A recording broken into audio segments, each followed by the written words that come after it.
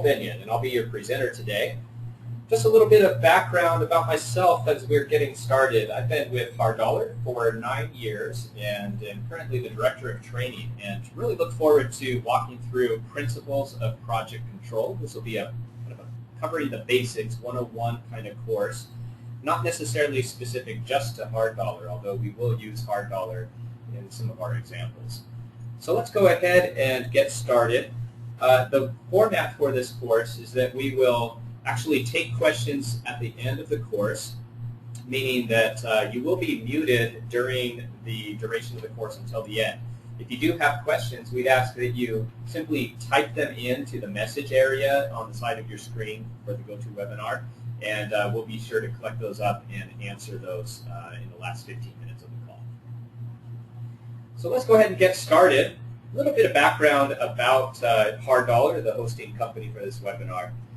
Hard Dollar is in the business of project cost management for our clients, meaning that we really are about giving project confidence that you're able to answer the question, how did you come up with that number, whether it's the estimate or budget that you're putting together or when you're measuring progress. So you can see we have 3 main areas: cost model estimating, measuring progress, and forecasting to completion.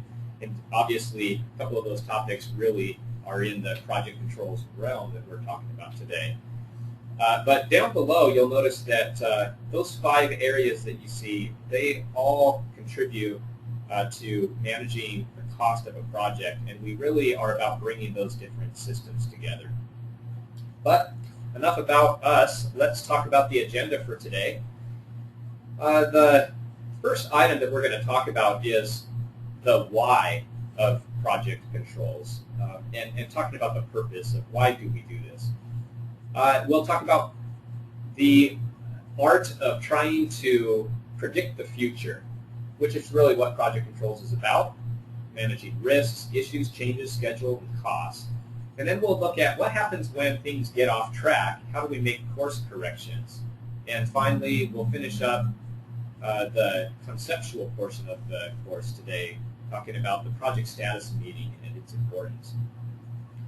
The duration then, for the last minutes before we take questions, we'll actually use a live example in Hard Dollar, using that as a tool for managing project controls. So moving forward, let's talk about a hard, fast rule. This is a rule that pilots that are flying our friendly skies follow.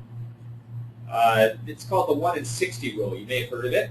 And it basically says that for every 1 degree that you get off track, after 60 miles of travel, you're going to be 1 mile off track. And the point of this rule is just 1 degree can have disastrous effects. So let's go down to Antarctica here.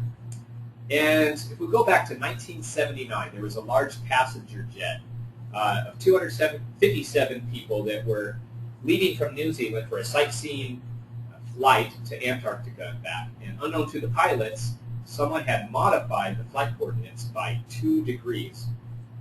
So this little error placed the aircraft 28 miles to the east of where the pilots assumed they were. So as they were approaching Antarctica, the pilots descended to a lower altitude so the passengers could get a better view of the landscape. And although they were both experienced pilots, neither of them had done this particular flight before. And as they approached, there was a large mountain called Mount Erebus. It rises 12,000 feet from sea level. And as the pilots flew onward, the white of the snow and the ice it was covering the mountain, it blended with the clouds. So as they were approaching, it made it appear like it was flat ground. By the time that the instrument sounded and everything, it was too late, and unfortunately they crashed right into the mountain just because they were off 2 degrees, and unfortunately that was the remnants of the flight. Some of you may remember that story. So being off just a few degrees can be disastrous. Well, when we talk about project controls, really it's the same idea. You get off just a little bit, and the discrepancies will build and compound, and the longer you go without addressing them, the more off track you'll be until you end up with your costs overrunning, which means you're not profitable. One other example, it all starts with a good plan. And one of the great modern construction jobs was the building of the concrete arch bridge of the Hoover Dam, going over the Hoover Dam. And it happens to be the largest concrete arch in the U.S., by the way. Well, in that canyon, the winds get very high, 60 to 7 mile per hour winds. So there's a lot of planning that in, trying to account for those risk factors. And obviously the measurements as they're building these concrete towers have to be very precise. So for example, you can see here as they were building the towers, I've highlighted, I have an arrow pointing to one of the concrete segments. There's a total of 15 concrete towers and 440 segments of the precast concrete that they had to stack up on to each other. And you can imagine trying to do that 1,300 feet in the air, capping off those columns. But they found on one of those that they ended up being off in measurement by a fraction of a centimeter. So that caused them to have to completely redo that precast concrete. They have to go back to the mill where they were doing the concrete, redo it, bring it back out, and really set them back. Also, they didn't account for enough windy days. So as hard as you try to have a perfect plan, there's really no such thing as a perfect plan. It's an illusion. But you want to plan as good as you can and plan for those risks that will come up and try to be as precise as can be. So we get into the business of predicting the future, and monitoring and control of the project is all about trying our best to predict what's going to happen. So that entails managing risk, issues, changes, and your costs and schedule, and trying to control these the best that you can. So let's talk about each of these different elements that really make up project controls, starting with risk. So we could define risk as anything, whether it's foreseen or unforeseen, that might occur that could cause the project to go off track. So, for example, a roadway contractor always has to worry about traffic control. What if something goes wrong and someone doesn't pay attention as we're doing road work, and they don't pay attention to the signs that we've set up? There's always a risk that someone won't follow the signs. So as you can see in this case, I'm going to pull up the website. Here's an article from the Washington Post where a man, unfortunately, wasn't paying attention, didn't pay attention to the signs, came into the construction area and went right into a hole, went right into one of the digouts that they had. The funny thing about this, or maybe it's not so funny, the individual that had the accident actually got so discombobulated that he didn't know what to do and fled the scene and left his car there. So we try to plan for everything, and we try to make sure that there's coverage for the things that can happen on the job. So for those of you that weren't able to see that, pull it up onto the page here. Here is the individual that, or the car that went into the hole. So how do we best manage risk? How do we control risk? First of all, we want to have a central repository, a place where we keep track of all of our risk items, because we want to monitor them and have an ongoing evaluation process.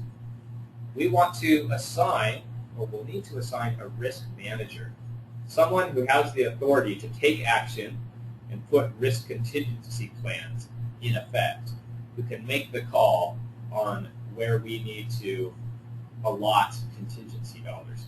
They need to have, obviously, an understanding of the overall project, and the risk manager would be one of the individuals that would attend the regular project status meetings where the collaboration takes place to control the project as a whole. There also needs to be risk identification meetings. So this is separate from the project status meeting where all the different teams meet together. This is for the risk manager and his assistants to meet together and identify what is the risk list. So it can be reviewed, it can be updated, and how often that occurs, that meeting, really will depend on the scope of the project. But usually, for a regular sized project, once a month is sufficient.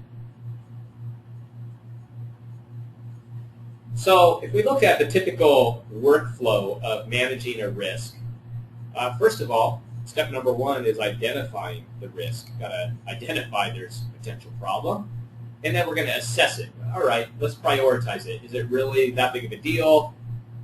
What impact could it have on the project?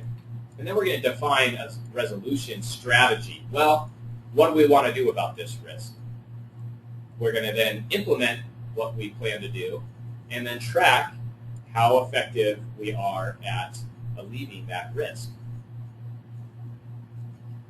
Well, we need to look at all of the risks and, like I mentioned, prioritize, focusing on the ones that have the greatest impact. So here's some examples of some of the things that this project manager is juggling.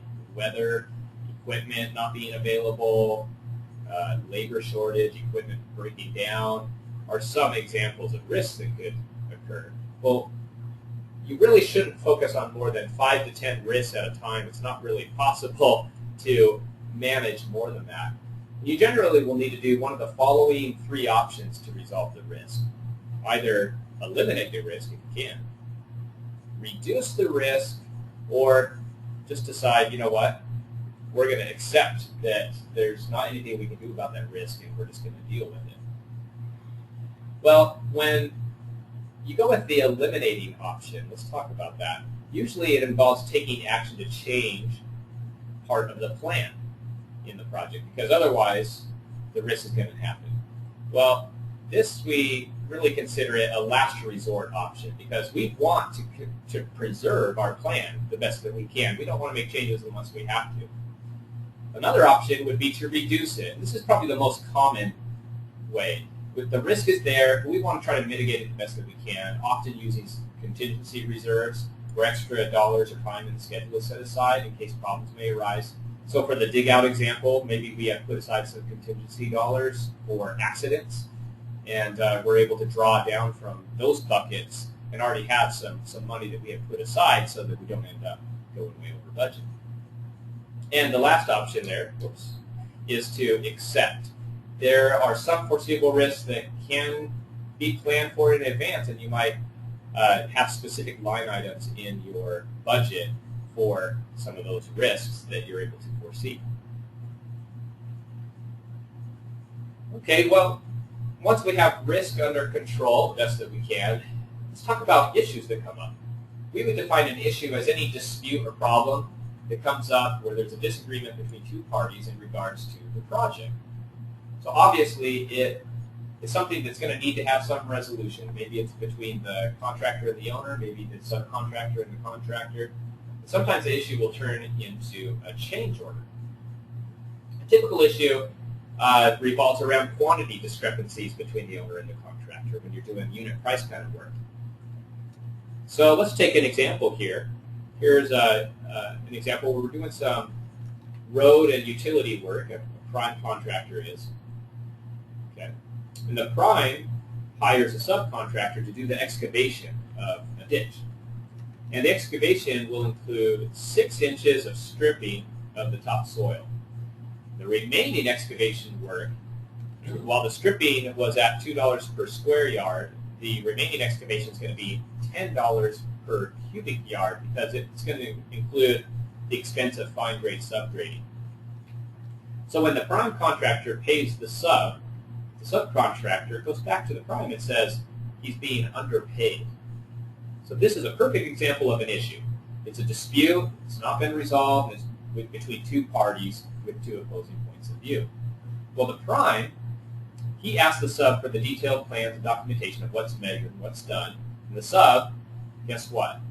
doesn't have the detailed information. So guess what happens? The sub ends up paying the prime contractor to go back through the takeoffs and figure out the problem. So lesson number one, because the sub didn't have good documentation, he ended up paying for it.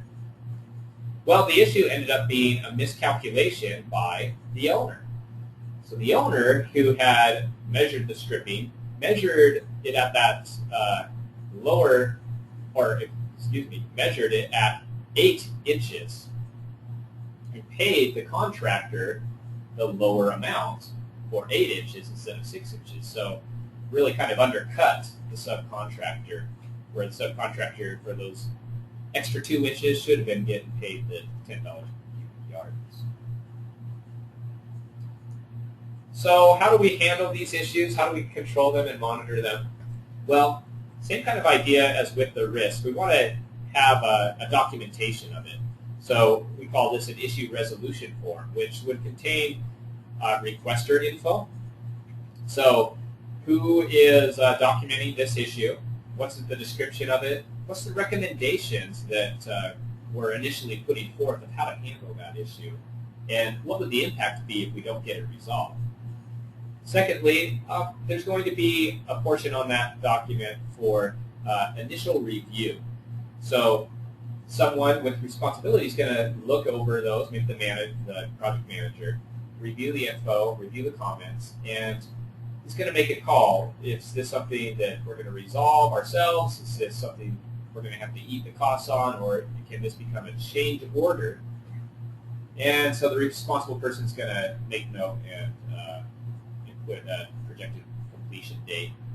And then we're going to track it for the remainder of the time and see take it through its course until it's resolved or becomes a change order.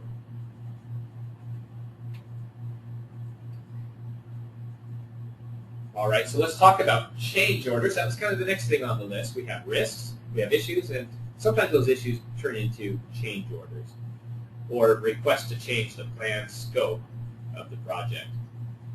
As an example, you can see here there's some soil here, and it looks kind of contaminated. Well, there was some work being done where there was some buried debris that was being excavated out, but it happened to be close to an old timber mill, and during the excavation, this contaminated soil, which was from PCD oil, it was buried by the mill, it was found. This was not known of in advance, and so the contractor is going to be looking for a change order for this because it wasn't in the original scope, and there's going to be added costs for a specialty contractor that they're going to have to hire to haul off the contaminated soil. It's going to cost them extra money to set up a truck wash to clean the equipment and so forth. So since this was an unknown issue and not part of the original scope, the owner agrees to change the scope to include the removal of the soil. Well, the only way to effectively establish how much scope or cost increase there is for a change order is to have an established baseline. So when we say baseline, we're meaning as we start tracking the project, we want to take that estimate and we want to lock it in as our budget. And we call that, in hard dollar, we happen to call that the original budget. It's a snapshot of the project before there's any changes that come up. So then what we can do is, as we go through the change management process, so the project manager or a member of the project team managing this can take a look and compare the change and how that affects the budget and compare it to the original budget. So we call, in hard dollar, our current budget, it's terminology a lot of people use, will be your budget with approved changes as the project goes on. And we want to kind of compare how does that differ from our original plan. A few notes here about the change control. Once again, just like we were doing with the risk management issues, we want to have a central repository where we're keeping track of all these changes, and we want to have proper documentation for them. Part of it is keeping track of whether we've approved it internally, and then if it goes on to the owner, whether the owner approves, or maybe it's still pending or we're waiting approval. So we need to keep track of that, especially as there's so many changes that can come up in a project just to keep control of what can really get out of hand unless we have this central repository. And you really, once again, just like the risk control manager, you've got to have a change control manager, one guy that has the authority that change orders, he has to answer to why we have change orders, what's been approved, what's pending. So similar to the issues form, we're going to have a change control form. It's going to have the same kind of information on it, the requester info with the description, justification, what's the impact. There's initial review of the change order, whether we should proceed or not. And another addition on this form, which you may want to use a system such as Hard Dollar to try to figure out what is it going to really cost us to do this added scope. So being able to model out the cost, see how it affects the schedule, what resources are needed to implement the change. All that analysis can be included on this change order form. That can also be the justification that gets passed on to the owner to prove your case or to argue your case. And then there's, of course, final review. If accepted, the change would be approved and contract and budget would then need to be updated. So that takes us to the final control element. That's the monitoring and control of our costs and schedule. Why do we monitor our costs and our schedule? Well, it should be kind of obvious, but we're comparing it to that baseline that we had talked about, that we set up initially, and we're monitoring it. It allows us to predict what events, for better or worse, are likely to occur. So it's not about what's happened in the past. It's about getting our best take on what's likely to occur. This really is a more proactive approach, which leads to effective management of the project. We can only achieve this if there's good information in the first place. So first, we got to get, as we're starting to track our project, we got to get the right information from the field. So you can see one example here, again, using Hard Dollar as the host here. Hard Dollar has a number of ways that we can track controls kind of information, your costs and your scheduling information in there, mainly costs. And you can see there's a number of options for how we can get that information out from the field and into the office where we can report on it and analyze it. So we have direct entries. Someone just goes and enters it right in. The spreadsheet kind of format. Maybe the guys out in the field are used to this spreadsheet template that they fill in their hours and their quantities in place, and that goes into the office. Or perhaps they're more sophisticated and they have a third-party kind of timesheet system, or use Hard Dollar's timesheet system, for example, that allows it to automatically synchronize from the field and import into the office. Or maybe we pull that information from another third-party source, such as an accounting system. So there are definitely options out there, and the world is moving more and more towards a technology approach because it can be quicker and overall less expensive for the company to bring costs down and get information into the project manager's hands to monitor the project much more quickly down to like a daily basis. So when we're looking at cost and schedule control, we're talking about schedule tracking. Comparison of our actual start and finish dates to the planned dates to see if at this point in time we are where we should be at with the task at hand. We want to look at planned versus actual reporting. Here you can see a typical kind of S-curve. This is pulled from Hard Dollar. We have our planned value, our earned value, and our actual value. Notice that at this point in time, our plan was that we'd have spent $500,000. Well, based on how much we've done, the quantity we've done so far, our earned is actually just $450,000, and our actual costs that have come in are at $400,000. So there's the comparison we need to see, are we going over budget and are we on time or not. Last of all, we want to be able to forecast. You can kind of see here this last column that comes up as we're comparing our costs, our plan, and our actual costs. See some red numbers here. We're going over on our costs variance. That's not good. We're going over budget. But based off of some predictions, you can forecast and come up with where are we going to end up at the end. We actually have an entire course that we present. I think the next one's coming up in a couple months, where we talk about earned value management, which kind of gets more down into the details of earned value and estimate at completion and all that kind of stuff.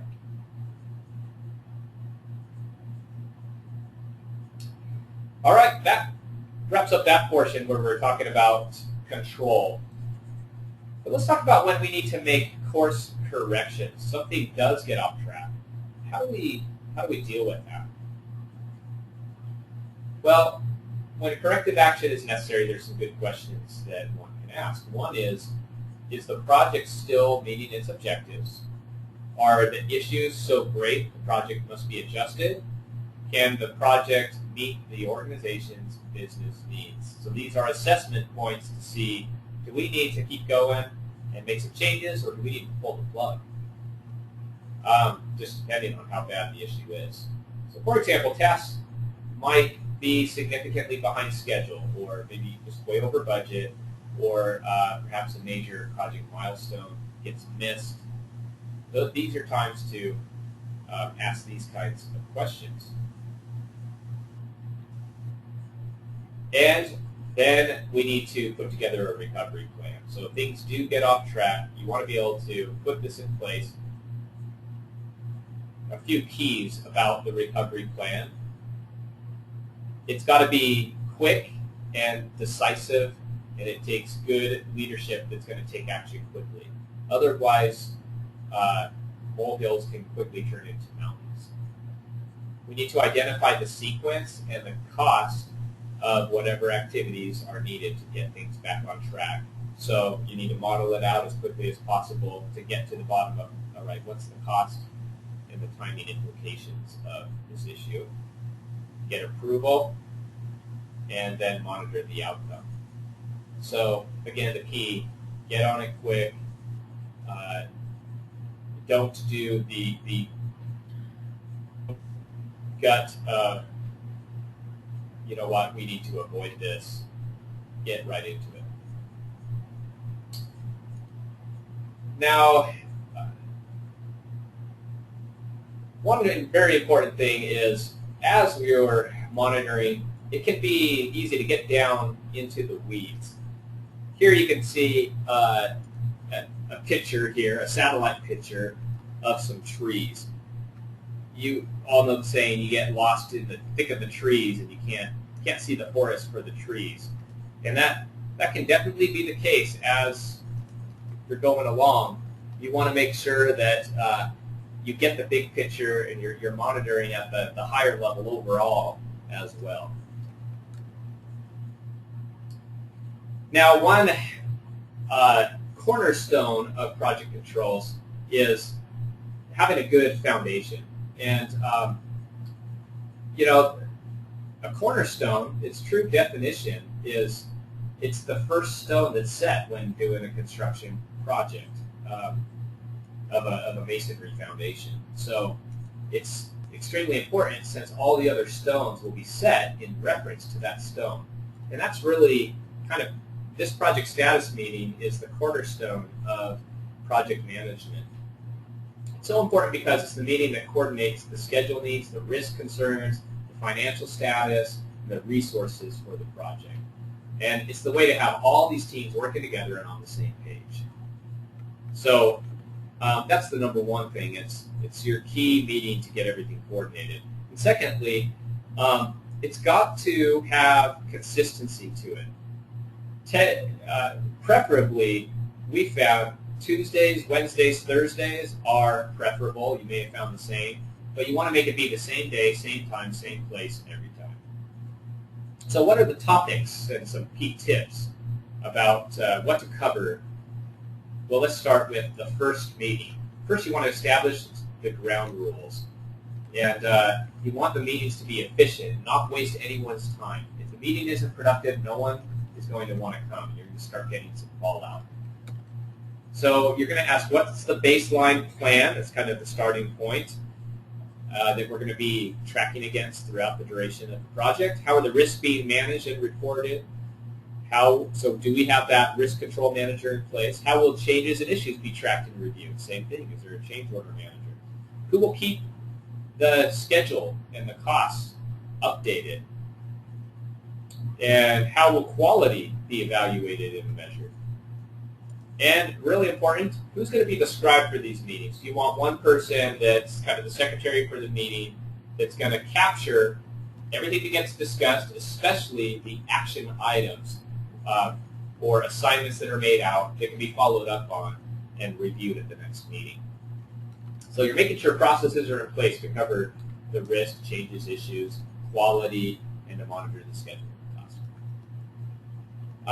So at that first meeting is where we can establish kind of the expectations and where's the meeting going to be, when is it going to be, and how often. So a few tips to a good status meeting. Started and ended on time. These are kind of common sense things, but you know, when it's taken 5-10 minutes to start, people are going to stop wanting to come, or they're all going to start coming late. Don't allow for interruptions. So if there's always people coming in and out, they're on their cell phones, got to establish those ground rules so that it is a productive meeting. And have the information, the agenda, in a handout rather than in your head so you can be as quick and efficient as you can with the meeting. Remember, it's only as good as the action that comes out of a meeting. Otherwise, it's just going to be a waste of time.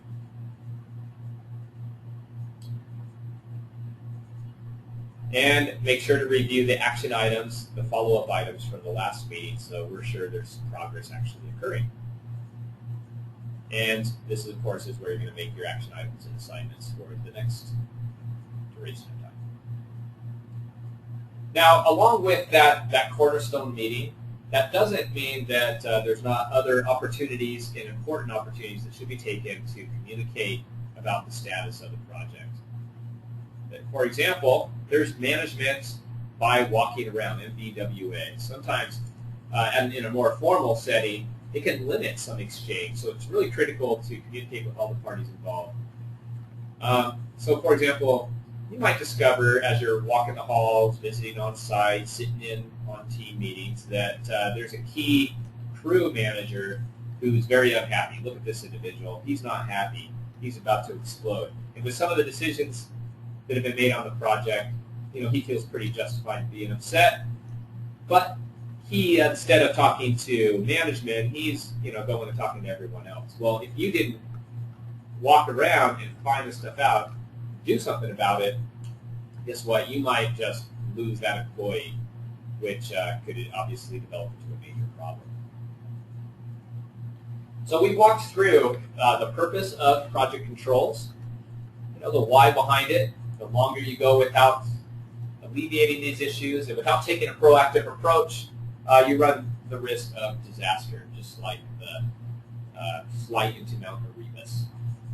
You want to be able to predict the future, and it comes down to processes and documentation so that you can track it and keep control on it. You may use documentation system for that. You may use a system like $1 for the cost and schedule control. Making course corrections. When things do get off track, it's very important to put a recovery plan in place and to make decisive action.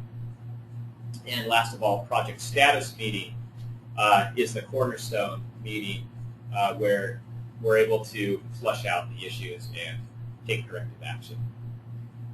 Well, that being said, we do have a few minutes left. Let's jump over to $1 and take a quick look in the system at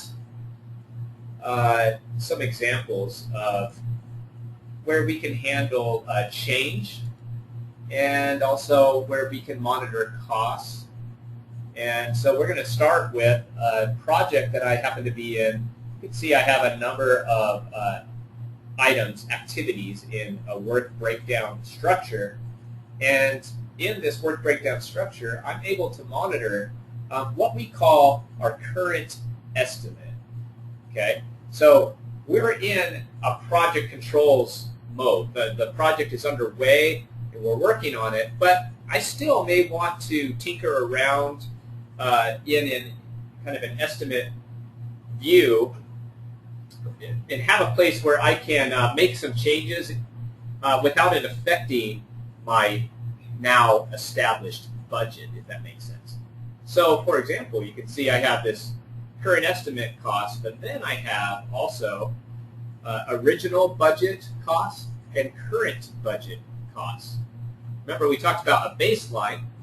We established here is our budgeted cost for the project before any changes. Then we see, as we go underway, we want to keep track of changes and keep track of whether they're approved. So we talked about that change order manager, keeping track of those things, documenting changes. We also talked about keeping track of and modeling out the cost effects that will pertain to that. So let's just do one example here. If I scroll down to towards the bottom here, I have some guardrail work, guardrail type 2, that's being done by a subcontractor.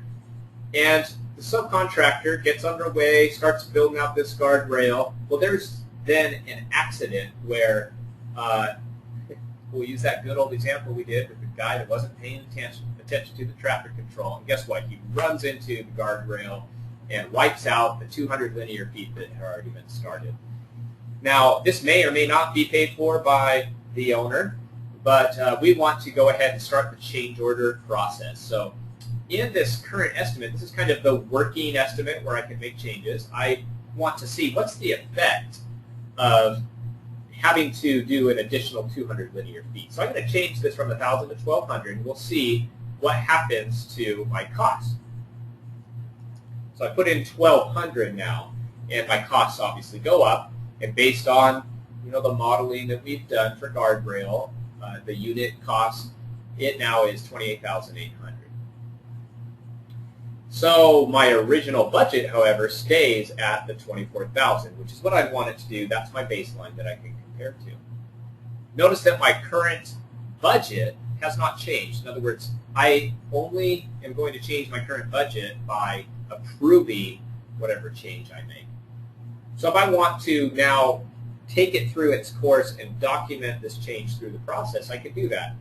I can go up to what's called the budget contract changes screen here, and I can go ahead and create a new change.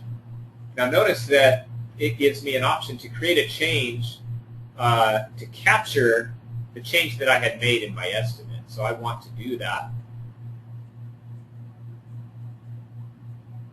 And when I do that, something comes up on the screen. It says, oh, here is guardrail type 2 that you have recently made a change for. So I now am documenting that change in what's called the change record. I can say, all right, this is a budget contract change. I can put a description in there. This is additional guardrail work. I could put notes to kind of explain what's going on. There was an accident. But I can also jump over then, and you can see that it has documented for me the effect of that change on my budget. There's the 4,800. It figures it out in the right bucket, so I can go over and I see that it's affecting my subcontract bucket. But that's where the $4,800 is coming from. So it's documenting the change for me. And then down below is where I can keep track of the pay item that the owner is going to pay me for. So if I look at pay items here, again, I pull it up on the screen. I can scroll down and see guardrail type 2. Here's the pay item, and it was agreed that the owner is going to pay me $24 per unit. That's the unit price. Well, let's say we're going to stick with that unit price, and the owner is going to end up agreeing to pay for the additional 200. So I'm going to put in a 200 linear foot quantity change, which actually is going to end up being 4,800. I'm not really making a whole lot of money on this item, but the owner agrees to cover the costs. And now when I click OK, it takes me back to my changes register, and I can see the 2 pending items I have for the guardrail work. So now, maybe that was more of a clerical kind of entry that one of my assistants does, but as the control manager, the change control manager, I can come in then and decide to approve or disapprove these. So I'm going to go ahead and open up the change order record, decide if it should be approved. Yes, the owner has agreed to pay for it as well, so I'm going to approve that item. Once I make that approval, it's marked as approved on the register. And if I go back to my work breakdown, where all of my costs are registered, you can see now that my current budgeted cost has now gone up and reflects the change because it's been approved. Okay? So I'm able to do all that kind of tracking and modeling things out to figure out what the cost will be, and then tracking those change orders I can do in hard dollar. One other thing that I'll show in hard dollar before we jump to questions, as we'll be wrapping up here. I'll make sure to leave about 10 minutes for questions. You can see that I'm in another view here called my job tracking register. This is where the project manager collects all the information and can actually analyze it. Think of it as a reporting kind of screen. And you can see that it's keeping track for me on the view that I have displaying right now. I've decided to display my planned cost, which we're calling our total cost at completion. A lot of times that's referred to as planned value. And I'm comparing that to a few other columns. I have my earned costs to date. That's also referred to as earned value. And then I have my as-built cost, or my actual cost to date. You're going to see a column called variance. You might ask, what is the variance of? Well, it's the difference between the actual cost and your earned costs. So, for example, if we just take a look at one of these, we have, aggregate base work that we're doing. And if I look at item 4.3, the installing of the aggregate base, I can see that we have a negative variance right now. We are spending $51,200. We should have only spent $50,600. So all of this information is able to pull into hard dollar using one of those collection methods that we had talked about before, either via spreadsheets or timesheet collector or a third-party system. Once it's in here, there's a lot of great analysis that can be done on it. Okay, so for example, I might look at this item, excavating trench. Now I can get more into the details where, as a project manager, I can really monitor what's causing things to be off track. Is it man hours, equipment hours, costs? And I can get a lot of good reporting information out of it, including the ability to forecast. You can see there's a forecast details option. I have a number of options for how I can forecast to completion these items.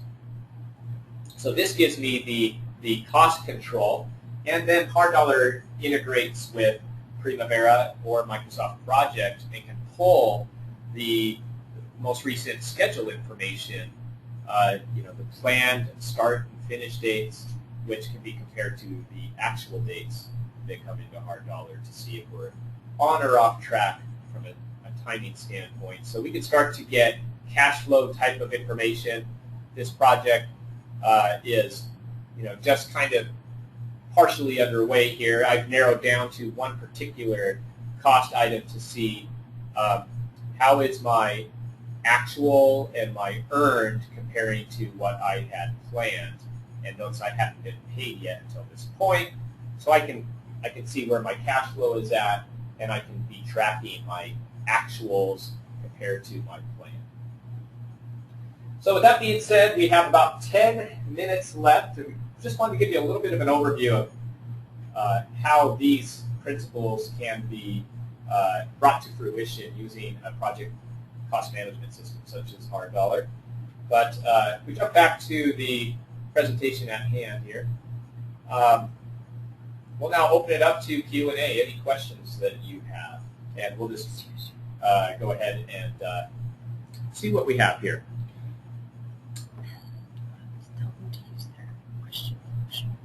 All right, so it looks like we have a couple of questions in queue. And just a reminder, for those of you that, additional people that have questions, you can use the question queue, and I do see more coming in. You can use that to enter those on in. So question number one, could you please explain briefly the recovery plan approval process? Yes, so back when we were talking about recovery plans and the approval process, the key is that you want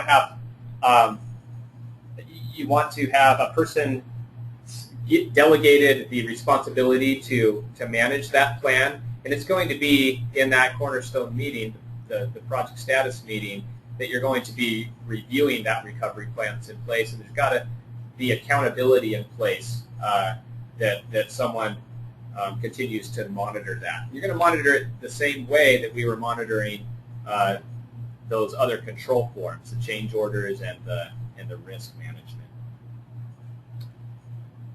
Okay, another question. I use Primavera P6 to track issues. Can dollars information flow back from $100 and be tied to particular issues? Great question. At this point, costs do not flow from Primavera to $100. It does go in the other direction. It would require a paradigm shift, perhaps, where if you were to start to put in place $100 as the cost management system, that might be worthwhile to make a change and start to monitor that on the $100 side. It might make more sense to do that because that's where that's kind of the cost repository. And then that cost information can still flow over to Primavera as a reference point. But that's really what would have to take place if you were using both systems and wanted them to integrate. The flow would go from $100 to Primavera, really using $100 as the cost system and Primavera as the scheduling system. Okay, next question. How are change orders identified in the main budget, or is it simply rolled up into the WBS cost type or the main budget? Yeah, so let me just review that real quick. I'm not totally sure if I am understanding the question right, so if I'm off, you'll have my email address and you can ask me personally after the course. But again, when those change orders are identified, they will not show up in the original budget because that original budget we're keeping in place as the baseline. It never changes. But we do keep a functional budget, what we're calling the current budget, and as you're initially working up the change, you're going to be able to see that in what we call our current estimate, where you're going to be able to see how that affects potentially the budget. And then once it's approved, it goes into the current budget bucket, which you can then compare to the original budget. And when it comes to tracking the project, you can base your most recent project control earned value management information. You can base it on the current budget, which would be your budget with the approved changes. Next question. We're currently trying to track jobs by entering crew time manually. Can you go over how to best do that? Let's see. So I'd like to take this one offline, Mac, if that's okay. I'll give you my email information just because of interest in time, but I'd be happy to offline walk through that with you. And it looks like we have one other question. Can you please show again how to add items to the original budget and then compare against the baseline. Okay, so since there doesn't look like there's any other questions in queue, let's jump back there again briefly and kind of show you what we did, review what we did. So if I jump back to hard dollar and look at that item, that initially we made a change, and again we made it in the current estimate, which is just kind of like our playground where we can really do anything and it doesn't affect the budget at all. It's just what we call our current estimate. So we made a change there just to kind of see what would the cost impact be. Well, then once we started to really want to track it, that's when we have a separate register for that. So we went up to forms and we went to what we call budget contract changes, where we manage all those. You can see the changes that we've made so far for the project, and they all have been approved at this point. But previously it was not approved. So before it's approved, if I jump back here, before it's approved, I have my original budget, again, the baseline, and I have my current budget, which would be my budget plus changes that have occurred. So it's my kind of my most recent budget, okay? And it's approved changes. So until it's approved, it won't show up in this bucket. So we had to go through that process, and the whole idea of this is to create a workflow, and a workflow that can have steps to it and an approval process built into it. And so we had it marked as pending until the control manager went in and said, let's approve the change. Once that happened, that's when the current budget got updated, and we're now showing, hey, this is our working budget with all approved changes, which I can then use in my tracking of the project. So hope that was a helpful review for you. Again, if you have additional questions, feel free to shoot it in an email to me. Okay, well, excellent. We appreciate all of you attending today for this Principles of Project Controls webinar. We hope it's been informative for you. Just a couple of last-minute housekeeping related items. Let me pull up our last screens here. Next steps. We did mention that there is the chance to get some CEU credits, and the way this works, we will email you a link to the quiz, which is a short quiz following this session. Once you complete the quiz, certificates will come straight to you, sent via email. We wanted to give you a heads up on the actual training that we have coming up. So if you liked what you saw here and you are a hard dollar user or interested in hard dollar, if you are a client and are looking for additional training, we have E101 and E201 classes. These are for the estimating side that happen to be coming up. November 12th and 13th and 14th, 15th for our E101 and 201, and then again in December. Our next CEU webinar is going to be on the topic of benchmarking. So the same kind of webinar we did today with the benchmarking topic, it's going to be on November 11th at 11 a.m. Mountain Standard Time. We also want to or encourage you to go to our website, click on training, go down to e-learning. We now have a learning center in hard dollar where we have our most cutting edge courses available. And the nice thing about these is you can log in from wherever you are and get kind of personalized training without having to leave your office. And you can see the current courses we have available, more soon to come. Well, thank you very much.